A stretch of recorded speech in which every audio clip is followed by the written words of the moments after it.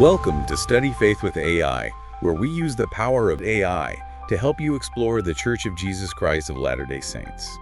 I'm Meg Jensen. And I'm Paul Carter. And we're Google AIs. Whether you're a lifelong member or just starting to learn about the church, we're here to dive deep into its history, beliefs, and culture. So if you're ready to learn, you're in the right place. That's right. Let's get started. Welcome to the Deep Dive.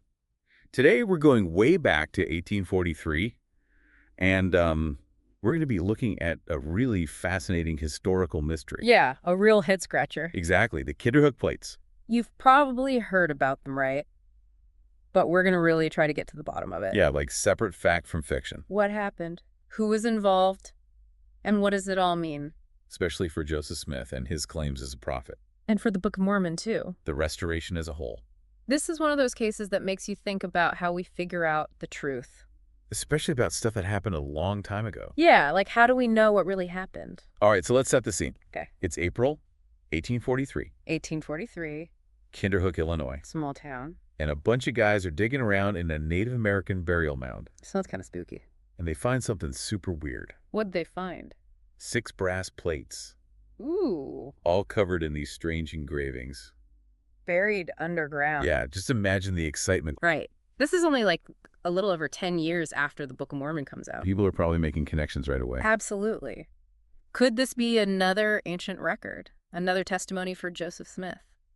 So these plates end up with Joseph Smith. They do. How do we know? Well, we've got this journal entry from William Clayton. He is Joseph Smith's scribe, right? That's right. Primary source. Exactly. So what does Clayton tell us about what Joseph Smith did with the plates?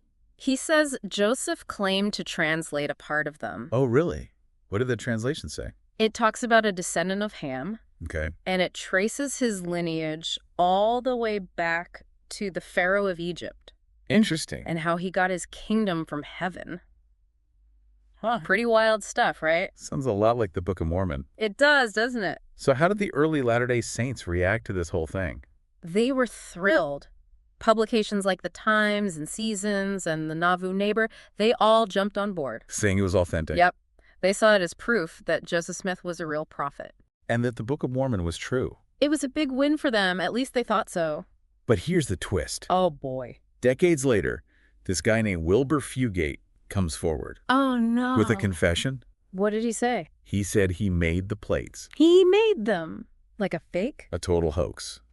He and his buddies planted them in that burial mound just to mess with Joseph Smith. Wow. That changes everything. Big time. So how did the church react to that? At first, they got pretty defensive. Really? Yeah. People like B.H. Roberts, the church historian, they tried to argue that the plates were real, even with this new information. So they doubled down. Basically. But science had the final say. It did. In 1980, they did a scientific analysis of the plates. And what did they find? They proved that the plates were forged. Forged, like fake. Exactly, no doubt about it. So we know now the plates were a hoax. A clever one, too, apparently. But there's another interesting connection here to the Book of Abraham. The Book of Abraham. You see, Joseph Smith used his Egyptian alphabet and grammar. The same one he used to translate the Book of Abraham. That's right. To try to figure out what the Kinderhook Plates said. So now we're talking about two texts, both with questions surrounding their authenticity. And Joseph Smith used the same method to understand both of them. It makes you wonder, doesn't it? It sure does. What does this all mean for his ability to translate ancient languages, to be a seer? This is raising more questions than answers, it seems. That's what makes this deep dive so interesting. Okay, so let's recap what we know. Okay. We've got the discovery of the plates, the supposed translation, the big reveal that it was a hoax, how the church reacted, and what science tells us. That's a lot to unpack. Where do we go from here? Now we got to figure out what it all means. What are the implications for Joseph Smith's claims as a prophet? It makes you question things. Like what? How we see his role, his ability to translate, even how revelation works. It definitely throws a wrench into those easy narratives we sometimes have about church history. For sure. And for Latter-day Saints, this has got to be a tough one. Definitely. Some people see this as clear evidence against Joseph Smith, like proof that he was making stuff up. I bet that's hard for some believers to swallow. It is. It's a big deal. But are there other ways people try to make sense of this and still hold on to their faith? There are, and it's important we look at those too. Okay, so what are some of those arguments? One thing you hear a lot is that Joseph never actually said he was translating those plates by divine means. Like he wasn't getting direct revelation from God. That's the idea. They point out that the account in the history of the church is actually based on William Clayton's journal. Not from Joseph himself. Right, so maybe Creighton got it wrong. Misunderstood what Joseph was doing. Exactly. So what was he doing then? Maybe he was just examining the plates, trying to figure them out with his knowledge of languages. Not relying on revelation. Right. So he was just being a scholar. In a way, yeah. But even if he wasn't claiming divine help, he still said things about the plates that turned out to be false. True, and that's where the idea of human fallibility comes in. Fallibility. Like, even prophets can make mistakes. They're not perfect. Exactly. There's still human rights. They point to other times when church leaders messed up or teachings changed over time. So we should see Joseph as a man separate from his role as a prophet. His mistakes don't mean he wasn't called by God. That's the argument. It's like they're saying, hey, even Moses messed up. Peter denied Christ. So why would Joseph be any different? It's a way to fit this whole thing into their belief in Joseph as a prophet. I could see how that would be comforting for some people. It is. It makes prophets seem more relatable, more human. But doesn't it also mean we have to be more careful about accepting everything a prophet says as absolute truth?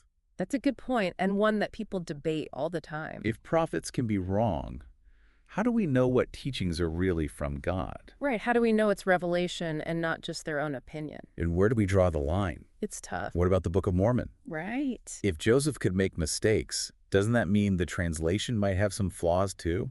Those are big questions, and there aren't any easy answers. This is where faith and reason really clash. They do. So the Kinderhook Plates are making us rethink some basic ideas about Joseph Smith prophecy and revelation. Definitely it's a chance to think critically about our own beliefs. For some, it might even change how they view their whole faith. It could. We've talked a lot about how some people try to reconcile their beliefs with this whole Kinderhook thing. Right.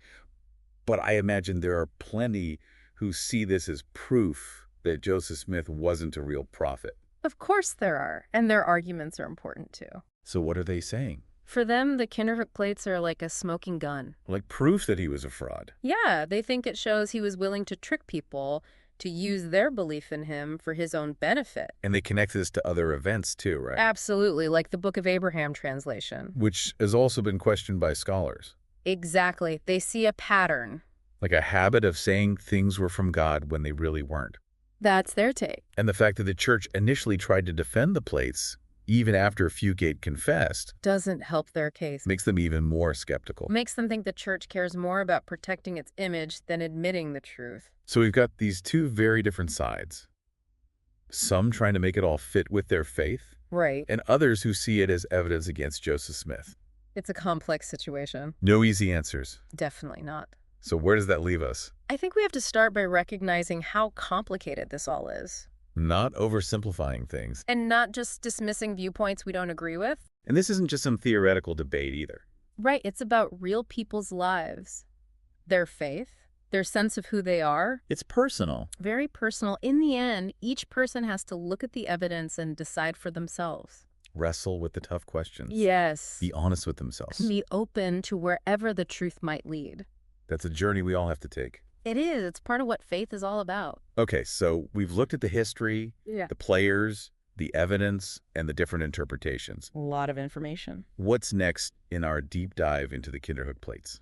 Now we're going to zoom out and look at the bigger picture. Okay. How do the Kinderhook Plates change how we understand faith revelation and the search for truth? In a world where it's hard to be sure of anything. That's the challenge we face. So we spent a lot of time on this story of the Kinderhook Plates. And now I'm wondering, what does it all mean, especially for people today who are maybe having doubts about the restoration or Joseph Smith? That's the big question, isn't it?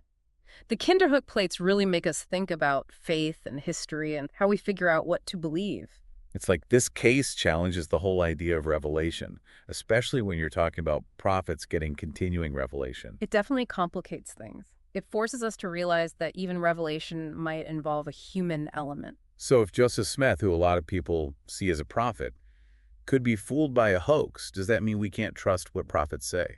It makes you wonder, how do you tell the difference between real revelation and something that's just human error or bias, or even someone trying to trick you. And that's not just a Mormon issue, right? Not at all. Any religion that believes in prophets has to deal with this question. The Kinderhook plates show us that just relying on humans, even prophets, to give us truth can be risky. I think it pushes us toward a more balanced view of how prophecy works. This whole thing really makes me ask, how do we know what's true?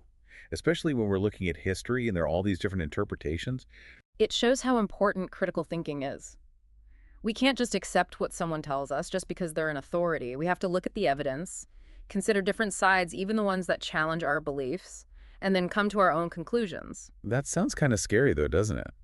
What if you're someone who likes having clear answers and this idea of uncertainty makes you nervous? It can be uncomfortable for sure, especially if you're used to seeing things in black and white. Yeah. But I think there's also something really powerful about learning to think critically.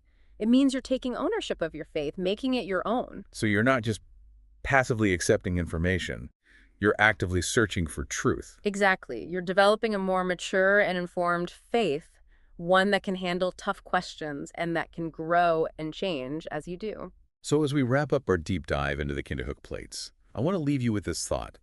This whole case, as strange and controversial as it is, can be a good thing. It can help you to be more honest and authentic in your own faith journey.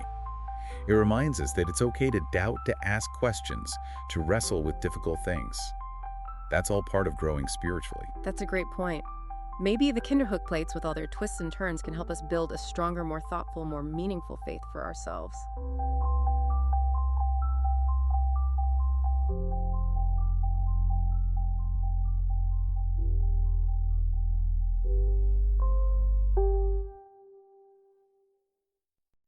If you find value in this exploration, please like, share, follow, and consider becoming a subscriber. Your contributions help keep these conversations going and allows us to maintain the highest quality production. You can find all the details at studyfaithwithai.com. Thank you for being part of this journey.